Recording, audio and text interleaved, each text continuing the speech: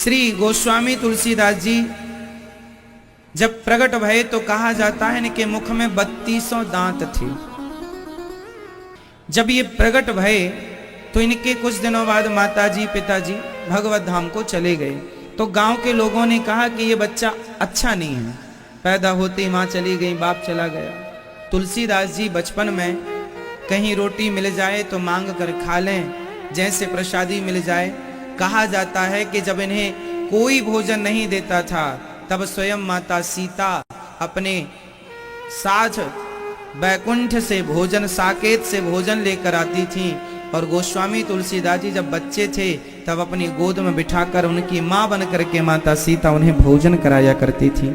जब थोड़ा बड़े हुए तो इनका विवाह हो गया। पत्नी का नाम था गोस्वामी तुलसीदास जी की माँ का नाम जानते हैं क्या था? पिता का नाम था आत्माराम दुबे और माँ का नाम था हुलसी। इनकी पत्नी जब विवाह हुआ और दुल्हन आई तो उनका नाम हुआ है रत्नावती। रत्ना।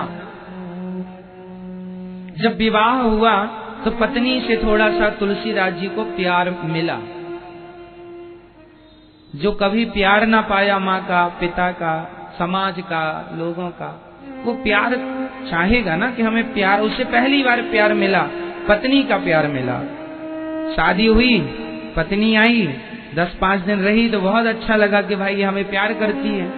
लेकिन अचानक उनके साले साहब आ गए और लेकर चले गए मायके, क्योंकि वही यही नियम है कि लड़की 10-5 दिन के बाद अपने मायके वापस चली जाती है। तो तुलसीदास जी की पत्नी आई तो फिर वापस चली गई। और जब जाने लगी तो तुलसीदास जी बोले, प्रिय तुम्हारे बिना मैं कैसे रहूंगा?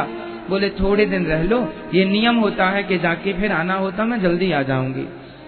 अब ठीक है कह तो दिया सामने के ठीक है, लेकिन जब गई तो याद बहुत आने लगी। अब कैसे रहे? तुलसीदास जी बोले कोई बात नहीं। अब वो चली गई तो तुलसीदास जी ने मन में सोचा कि वो हमारे पास नहीं आ सकती, क्या हुआ, हम तो जा सकते हैं। तुलसीदास जी ने तुरंत अपना पैदल पैदल रास्ता पता ही था, चल पड़े। अच्छा, पत्नी निकली सुबह से वह शाम तक पहुंच गई, आसपास के गांव की रही होंगी। अब ये दिन भर तो जैसे दिन संभाल लिया कि रह लेंगे, पर शाम होते होते लगी नहीं रह पाएंगे तो निकल पड़े। और जब निकले तो वो सीजन था, मौसम था बारिश का।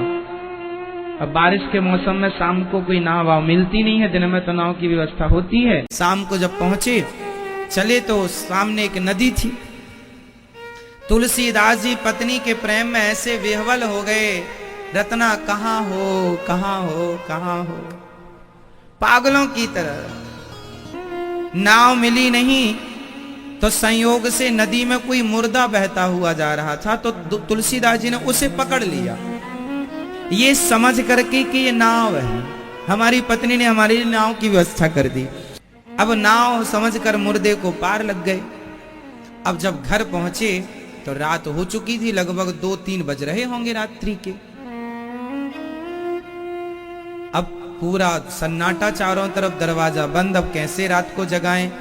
तुलसीदास जी ने सोचा यदि मैं सामने से घुसता हूं तो लोग कहेंगे लो कैसा पति है, पत्नी के बिना पल भर भी ना रुका। तो उसे पत्नी ने बताया था कि मैं ऊपर वाले कमरे में रहती हूं। तो ऊपर उसके कमरे में एक सांप लटक रहा था, शायद सांप को भी आज ही वहां से लटकना था। तुलसीदास जी को लगा मेरी पत्नी ने कह दिया कि रस्सी है, चढ़ के आ जाओ। लेकिन यहां उल्टा है, यहां सांप में रस्सी नजर आई, क्योंकि प्रेम था। मेरी पत्नी ने मेरे लिए कि यहां से चढ़ के आओ, और स्वामी जी चढ़ के चले हुए। सांप भी बढ़िया खाते पीते घर का रहा होगा, मोटा ताजा। चढ़ गए और जब चढ़कर गए खिड़की खोली और जब अंदर प्रवेश किए तो पत्नी की आंख खुली। माता रत्नावती जागी और जाकर देखा, उस जमाने में दीपक का प्रकाश रहा होगा। कौन है आप? अरे भाग्यवान प्रिय, मैं तुलसी तुम्हारा पति। अरे इतनी रात को आप यहाँ? हाँ, हमें तो तेरे से मिलने के बाद लगा, जब तुम आई तो हमें लगा शायद हम तुम्हारे बिना 2-4 दिन रह लें, लेकिन 2-4 दिन क्या तुम्हारे जाने के बाद एक एक पल युगों की तरह बीतने लगा, रह ना पाए, फिर हम अपने आप को रोक ना पाए। अच्छा, तो बिना नाव के नदी पार कैसे की? अरे तुमने नाव भेजी तो थी।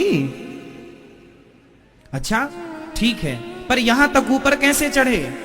बोले तुमने रस्सी डाली तो है। कहां रस्सी डाली मैंने? अब झांक कर देखा रत्नावली ने, सांप, ये तो सांप है। लाठी बाटी से उसको गिराया पीछे की तरफ, ये तो सांप है। अब सांप पकड़ के आ गए ऊपर। हाँ, पत्नी ने कहा आप हमसे इतना प्रेम करते हैं कि आप हमारे बिना पल भर ना रह पाए। हाँ, हम तुमसे बहुत प्यार करते हैं, तुम्हारे बिना पल भर ना रह पाए। तो पत्नी नींद में थी, आप किसी की नींद खराब कर दीजिए फिर देखिए, है ना? तो पत्नी नींद में झल्लाती हुई बोली कि जितना प्यार आपने हमसे किया है, इतना प्यार रघुनंदन से किए होते, भगवान से किए होते, राम से किए होते तो नहीं अपार हो जाती। तुलसीदास जी ने थोड़ी देर खड़े होकर विचार किया, क्या ये बात सही है? ये बात सही है क्या कि मैं इतना प्यार पत्नी से करता हूँ? अच्छा, पत्नी से प्यार करूंगा तो क्या मिलेगा? केवल पत्नी का शरीर, केवल भोगों की इच्छाएं पूरी होंगी। और इच्छाएं पूरी कितनी देर के लिए? जरा सी देर के लिए। फिर इच्छाएं कल फिर खड़ी हो जाएंगी, परसों फिर इच्छाएं खड़ी हैं। तुलसीदास जी ने समझ लिया कि पत्नी के प्यार में सच्चाई नहीं है, पत्नी के प्यार में सत्यता नहीं है, भगवान के प्रेम में ही सत्य है। इसलिए सत्य प्रेम की ओर बढ़ना चाहिए। इसलिए गोस्वामी जी उल्टे उसी रास्ते चले गए और फिर पलट कर कभी पत्नी की तरफ नहीं देखा, मन कभी पत्नी में लगाया ही नहीं। एक बात बताएं, जो सच्चा प्रेम अपनी पत्नी से करता होगा, जो सच्चा प्यार अपने परिवार से करता होगा, वही सच्चा प्यार भगवान से भी कर पाएगा। जो परिवार से सच्चा प्यार ना कर पाया, वो भगवान से सच्चा प्यार नहीं कर पाएगा।